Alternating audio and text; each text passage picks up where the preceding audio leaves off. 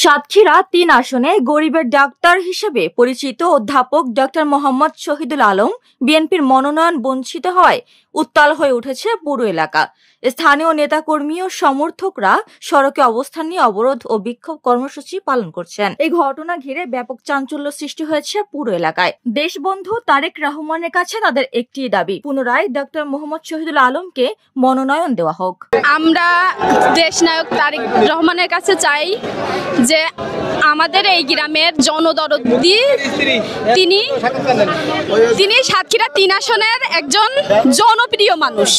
আর এই কাজী আলাউদ্দিন কোথা থেকে আসলো আর কি করলো যে আমাদের দেশনায়ক তাকেই নমিনেশন দিল, আমাদের এই জনদরদি শহীদুল আলমকে দিল না। আমরা চাই শহীদুল আলমের নমিনেশন। ডাক্তার শহীদুল আলম একদম রাজনীতির জীবনে মানুষের সুবিধা হইতে মানুষের 100 ভিতরে 80 জন মানুষের সাথে থাকে, চাকরি বাকরি সব সেই শহর ওনার জীবনের ভালোবাসা দিতে মানুষের জীবনে করে এখন সেই 8 সালের থেকে 18 সালের থেকে শুরু করে নমিশন দিতে এখন আর শেষ বেলায় গিয়ে নমিশন নেই। তারেক সাহেবের কাছে আমাদের বিনীত অনুরোধ, আমাদের ডাক্তার শহীদুল আলমকে নমিশন দেওয়া হোক।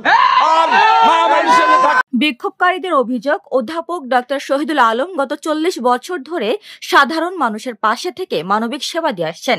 ফ্যাসিস্ট সরকারের দমন নিপীড়নের সময় মনোনয়নপ্রাপ্ত আলাউদ্দিন কাজী তাদের পাশে ছিলেন জাতি ধর্ম বর্ণ নির্বিশেষে মানুষকে মনে প্রাণে ভালোবেসে যাওয়া শহীদুল আলম। কিন্তু তাকে মনোনয়ন না দিয়ে অন্যকে প্রার্থী করায় দলীয় নেতাকর্মীদের মধ্যে ক্ষোভ সৃষ্টি হয়েছে। ডাক্তার শহীদুল আলম দীর্ঘ 40-50 বছর যাবৎ এই অঞ্চলের মানুষ, দেশের দক্ষিণ এলাকার প্রাণ পুরুষ হিসেবে পরিচিত। তার এই জনপ্রিয়তার কারণ হচ্ছে নির্ভীক জনসেবা।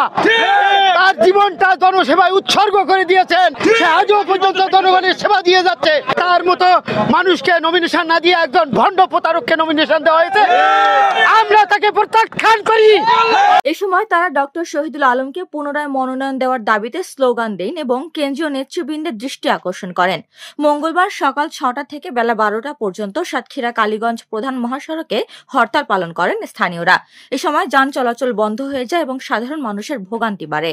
আমাদের ডাক্তার শহীদুল আলমকে আমরা প্রাণ প্রিয়, আমাদের খুব ভালোবাসি। আমাদের এলাকায় দোকানপাট সব বন্ধ, তার এত ভালোবাসা, তার জন্য সমস্ত দোকানপাট বন্ধ এবং তার নমিনেশন দিতে হবে।